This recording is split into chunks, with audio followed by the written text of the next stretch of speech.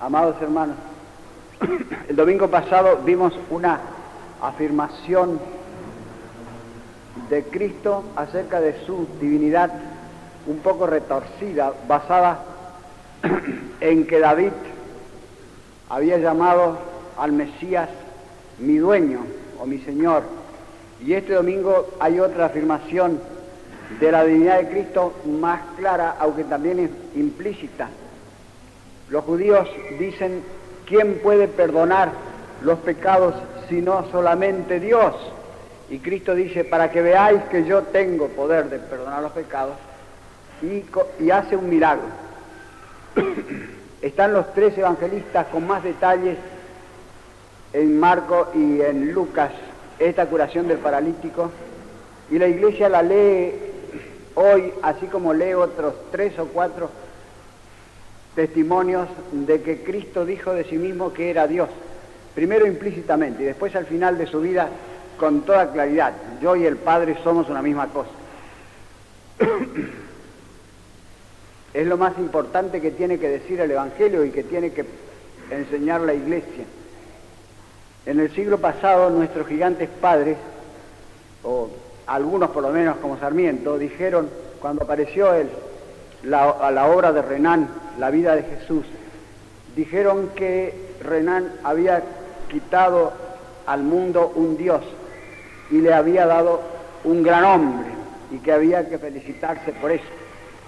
Pero es claramente equivocado, porque si no fue Dios, habiendo él dicho tantas veces que era Dios, tampoco fue un gran hombre.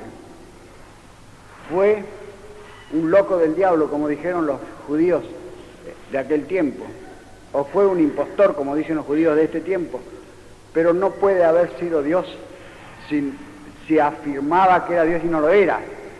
No hay locura más grande que se pueda imaginar que esa. De manera que eso es el centro de la enseñanza de la Iglesia. Cuando yo era chico me enseñaron esto: si Dios existe, Cristo es Dios. Si Cristo es Dios, la Iglesia es verdadera. Ahora bien, Dios existe. El centro del fundamento de nuestra fe.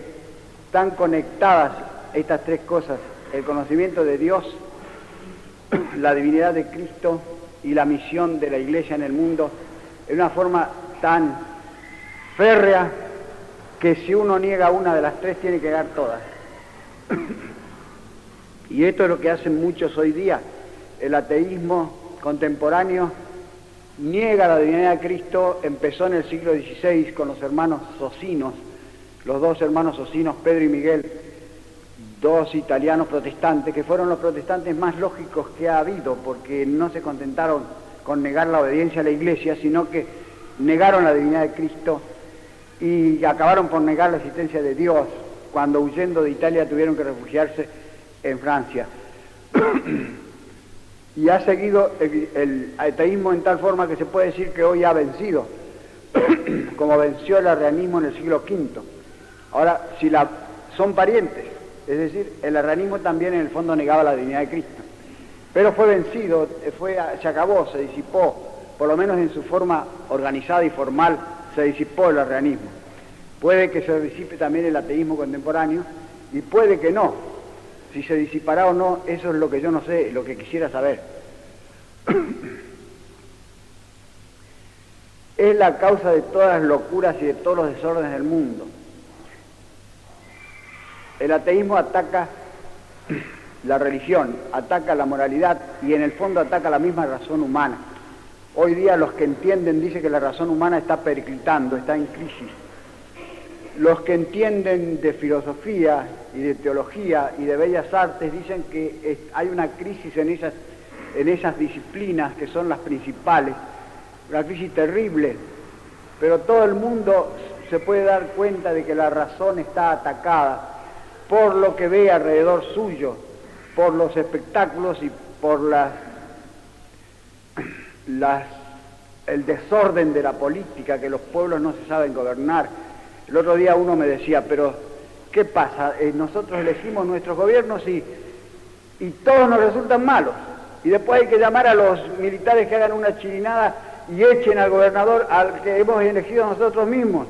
¿Somos sonsos nosotros o qué pasa? En realidad, se puede poner en duda si nosotros elegimos nuestro gobierno. Lo que no se puede poner en duda es que suelen ser malos. Eso es cierto. Un desorden terrible, parecería que los hombres han perdido el antiguo instinto de gobernar y de vivir en paz entre ellos y de entender las cosas y de resignarse a los males de esta vida, porque cada momento hay levantamientos, por todos lados quieren arreglar el mundo por medio de las armas o de la desobediencia y de los gritos y de los discursos y de las mentiras. Y finalmente preparan la guerra, están preparando unas armas terribles. Y eso no es locura. Alemania se queja de que no la dejan tener la bomba atómica. Y no debía dar gracias a Dios de que no la dejen tener la bomba atómica.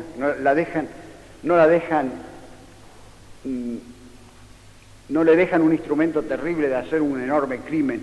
No se lo quitan. Casi debía dar gracias a Dios y estar contenta, pero se queja. Quiere tener armas atómicas y en cierto modo, como los vecinos la tienen, impulsados por el miedo, no se puede negar que tienen alguna razón. Así que la razón está atacada hoy día y la paz también. El Papa se va a las Naciones Unidas a hablar sobre la paz y termina con una solemne confesión de la divinidad de Cristo y de la existencia de Dios contra el ateísmo, contra el cual habló apenas subió al trono pontificio. Y eso es lo que vale de su discurso, todo su discurso va a eso.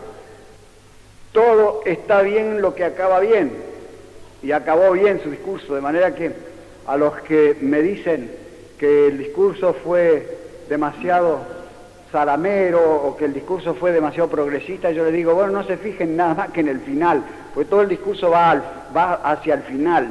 El Papa es un diplomático y además, por añadidura, italiano, de manera, él sabe lo que hace y no quiere chocar. Hablaba en un ambiente pagano, la mayoría de los que estaban allí, si no todos, no creen en Cristo, a no ser Zavala Ortiz quizá. ¿Cómo serán los demás?